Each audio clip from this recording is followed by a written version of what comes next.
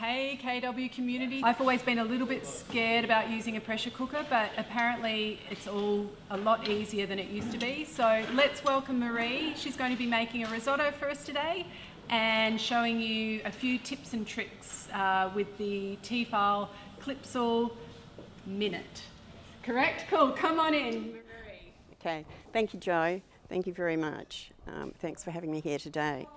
I'm going to cook a risotto today just to show you that not only are pressure cookers excellent for things like lamb shanks, spare ribs, everything like that, which is a long, slow cooking process normally that you can do much faster in a pressure cooker. But you can also do a 7-minute risotto. You can steam vegetables for 3 minutes till they're nice and crispy. So I'll just give you some tips today on how to do that. I'm starting with some olive oil in the pressure cooker. And I'm going to put in, I've got an onion here that's quite hot. We preheated that a little bit before we started filming, so that did get quite hot. So I'm just going to put the onion and the garlic in. I've got a clove of crushed garlic and I've got 1 chopped onion. I'm going to put that in, stir that around just for a minute or so to soften that up.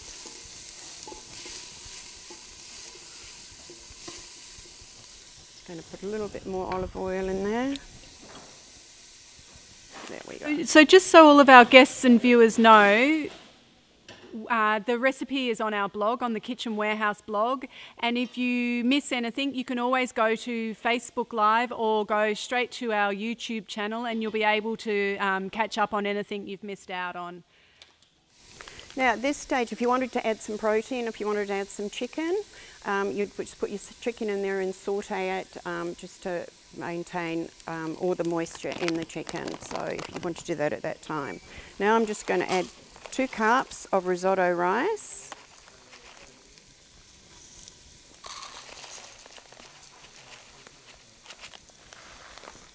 There we go, and stir that around.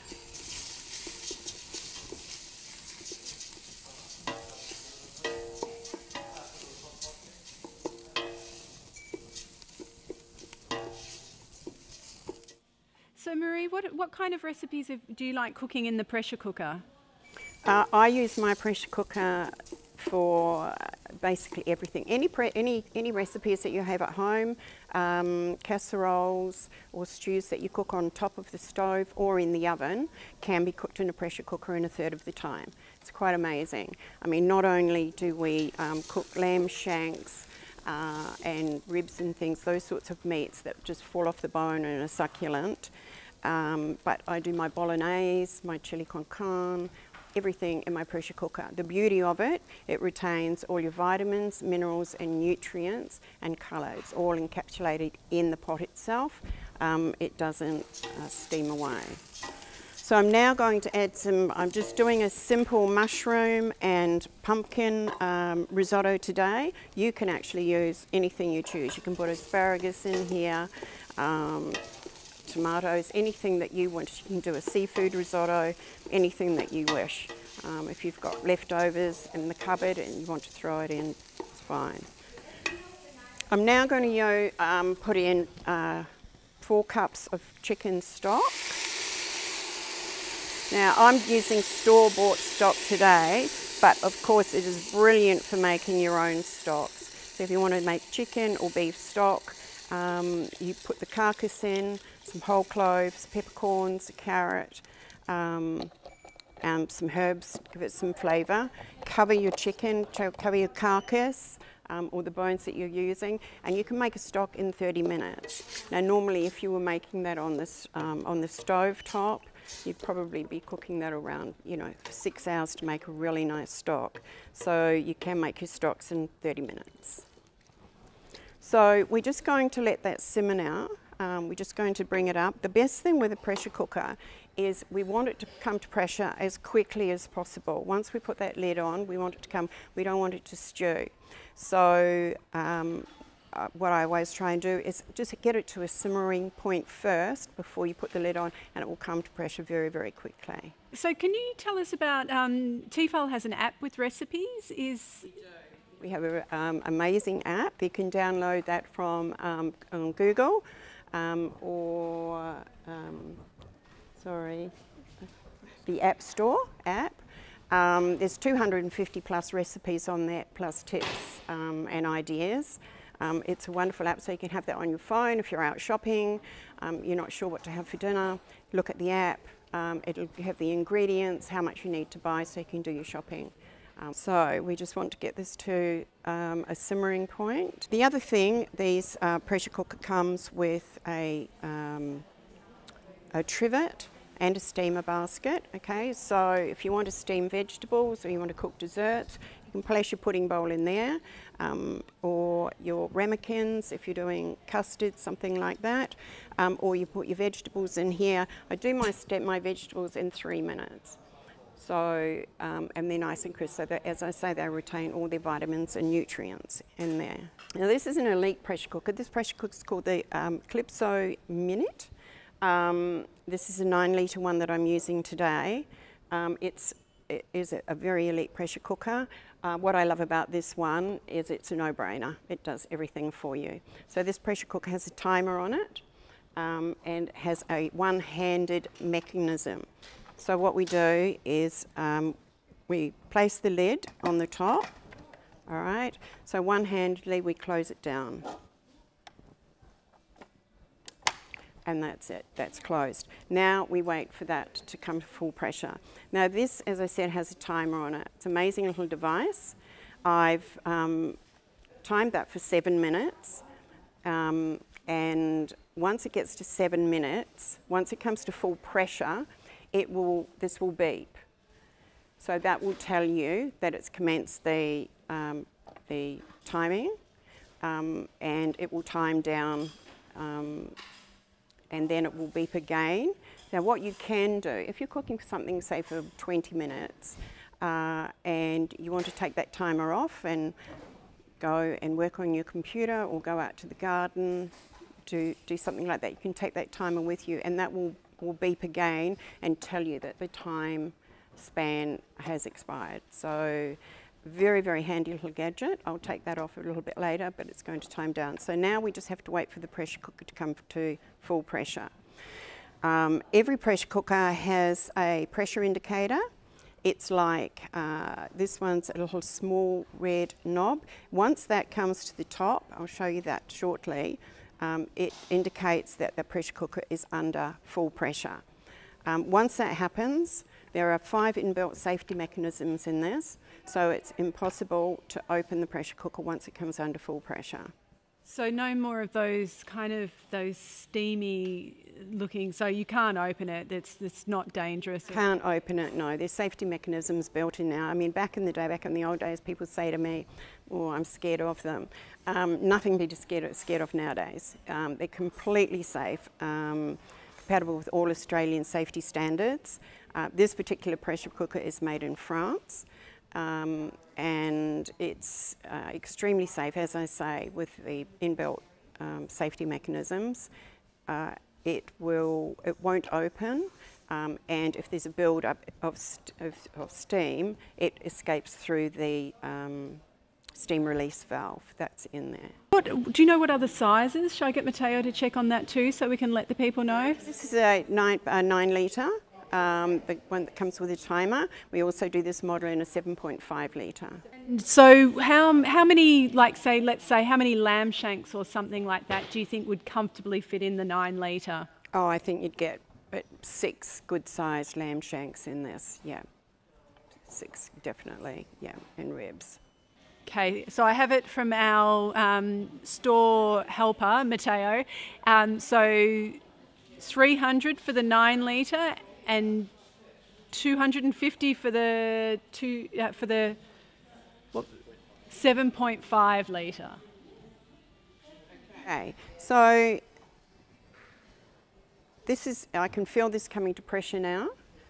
So it's coming up to pressure, so we're just waiting now for the timer to indicate to us that, that it's reached full pressure. What actually happens is the pressure builds up. It's a pressure release valve here, and that touches the timer, the mechanism in the timer, and tells it that it's come to full pressure. And so once we've come to pressure, like this is a risotto now, how many minutes are we going to cook it for? Risotto you can cook in 7 minutes. 7 minutes. So yep. once it comes to pressure, it's 7 minutes. It's 7 minutes from the time it comes to full pressure. Take probably at least half an hour if you... Traditionally we stand on the stovetop and we, stir our risotto for quite some time. I think risotto 30 to 40 minutes probably, adding a little bit of stock at a time, etc.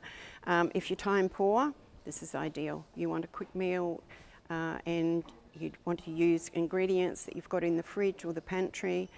It's a very, very quick and easy meal to produce. And what kind of soups would we cook in a pressure cooker, like any? Any soups in a pressure cooker, all types of soups. So my pumpkin soup takes 15 minutes.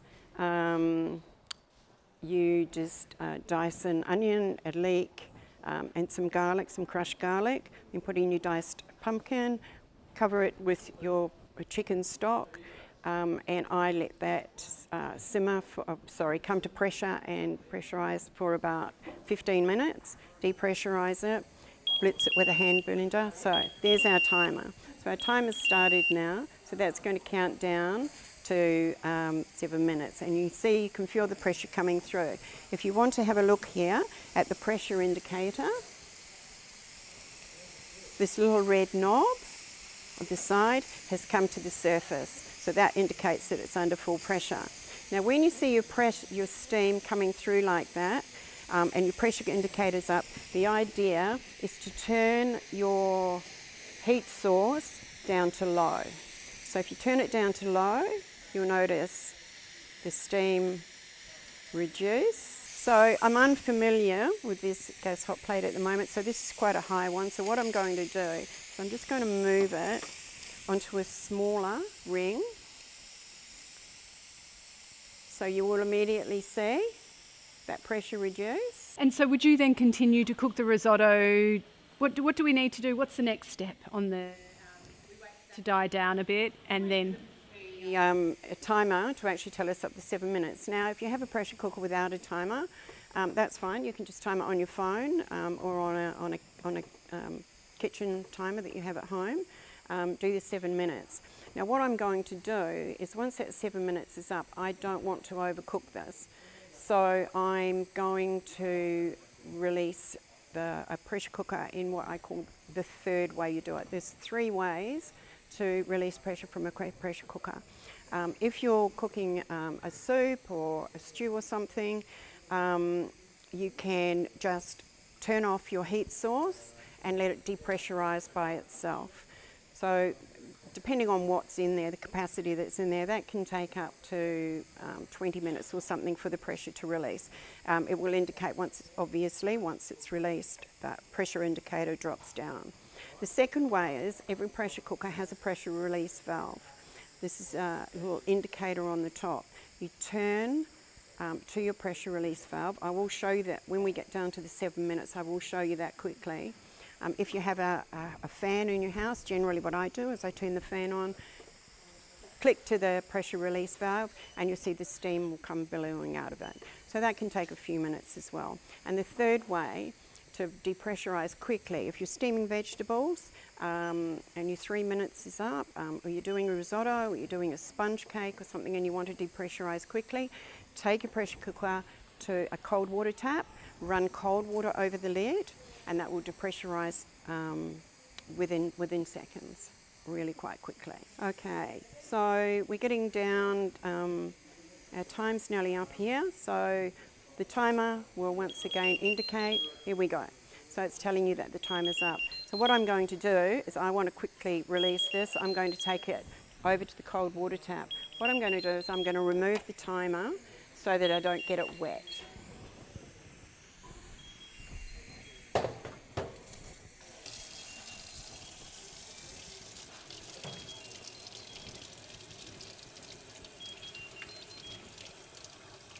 So this is the third method that you mentioned, putting cold water on it so the risotto stops. Instant method, yeah, of releasing pressure quickly, so you're cooling down the outside of the pot.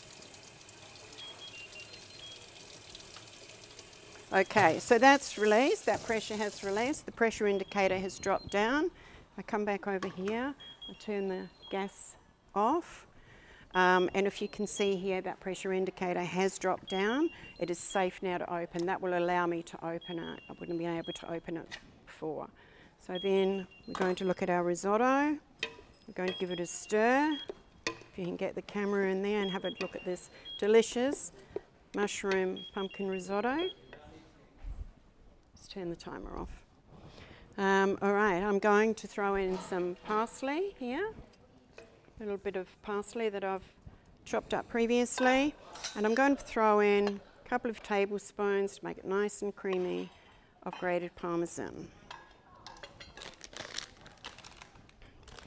Give that a stir. So Joe, would you like to have a look at this? So should we show the camera? Wow, that looks amazing. Yeah, do you want me to? Oh, you've got to look at it.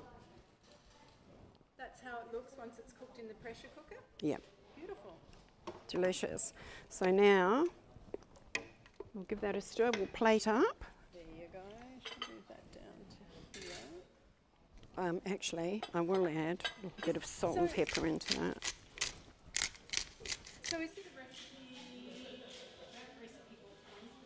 So minute pressure cooker.